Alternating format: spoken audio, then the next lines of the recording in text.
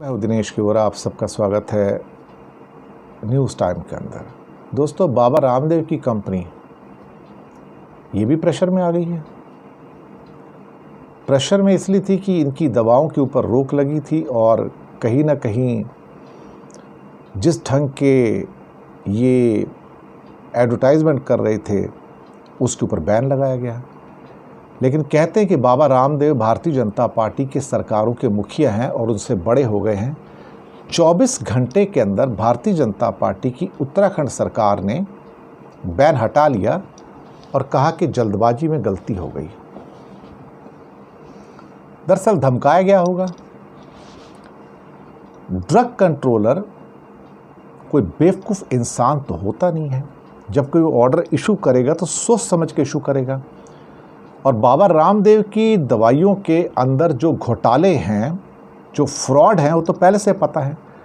कोरोनिल का फ्रॉड आपको पता ही है, और कैसे पूरी भारत सरकार के मंत्री, इसमें नितिन गडकरी और कई और मंत्री एक साथ में आए थे कि कोरोना से लड़ने के लिए, और बाद में WHO ने कहा कि this is a certified fraud by the government of India. भाई, हम तो अभी मान के चलते हैं कि बाबा रामदेव की दवाइयाँ जो थी, कोरोना की जो थी, जिसको कोरोनिल के नाम से निकाला गया था, it was a fraud on the people to earn the money. हम ये वर्ड यूज़ करते हैं जानबूझ के, फ्रॉड था ये, it was an act of fraud. और अब उसकी 5 दवाइयाँ जिनसे कोई किसी को फ़ायदा नहीं हुआ होगा, उसके ऊपर बैन लगाया गया, जिसमें उसकी BP की गोली थी, डायबिटीज़ की है, थायराइड की है, लिपिड प्रोफाइल यानी कि कोलेस्ट्रॉल की है, एनर्जी गोल्ड टैबलेट्स है, इनके ऊपर बैन लगा दिया गया। और 24 घंटे के अंदर, क्योंकि रामदेव सरकारों से बड़े हैं, उनकी पहुंच बड़े बड़े कर्णधार जो दिल्ली में बैठे हैं, मंत्री, प्रधानमंत्री, मुख्यमंत्री, सब तक उनकी पहुंच है। वो किसी को भी फ़ोन मिला सकते हैं। और 24 घंटे के अंदर संशोधन करके नया ऑर्डर जारी कर दिया गया और ये कहा गया कि 5 दवाओं का उत्पादन जारी रखें, और इसके ऊपर जो दवा हमने बैन किया था वो गलत कर दिया था, हमें गलतफहमी हो गई थी। आप सोच सकते हो कि ये आदमी आज सरकारों से बड़ा हो गया। मैं अभी भी ये मान के चलता हूँ कि जो ड्रग कंट्रोलर का हुक्म था सही था, क्योंकि इनके फ्रॉड लोग पहले कोरोनिल के अंदर देख चुके हैं, और बाद में उनका कहना था कि नहीं, ये कोरोना के अगेंस्ट इम्यूनिटी बढ़ाता है, कोरोना को ठीक नहीं करता। वहाँ भी उन्होंने अपने आप को करेक्ट करने की कोशिश की थी। It was an act of fraud on the people of India, the Coronil जो आई थी। और इस बात का भी भरोसा नहीं था, और जो मिसलीडिंग जो एडवर्टाइजमेंट दिए गए हैं इन दवाइयों के, 5 दवाइयों के, उसके ऊपर ही सारा केस चल रहा था। और उनके जो ड्रग कंट्रोलर हैं, GCN जंगपांगी, उन्होंने 9 नवंबर के आदेश निकाले थे और ये कहा था कि भाई, ये आप जो कर रहे हैं ये बिल्कुल गलत है।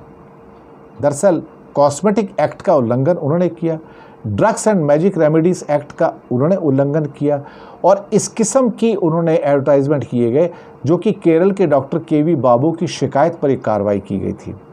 और उसके बाद फिर ये सारा का सारा बैन 24 घंटे के अंदर हटा लिया गया कि नहीं, वो हमसे गलती हो गई, हम समझ नहीं पाए। दरअसल उत्तराखंड की सरकार किसको बेवकूफ़ बनाने में लगी है।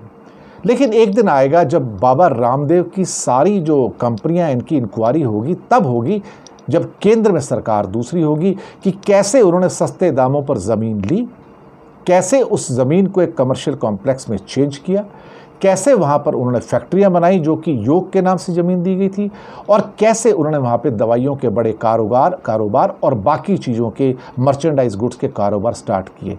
एक दिन ऐसा आएगा जब इनका सारा कच्चा चिट्ठा खुलेगा, और ये जो मार्केटिंग बाबा है, जो कि BJP का एजेंट है एक किस्म से, जिसने जो कोरोनिल के मामले में जो फ्रॉड किए और बाकी चीज़ों में एडवर्टाइजमेंट जो फ्रॉड कर रहे थे, वो सब खुलकर सामने आएंगे।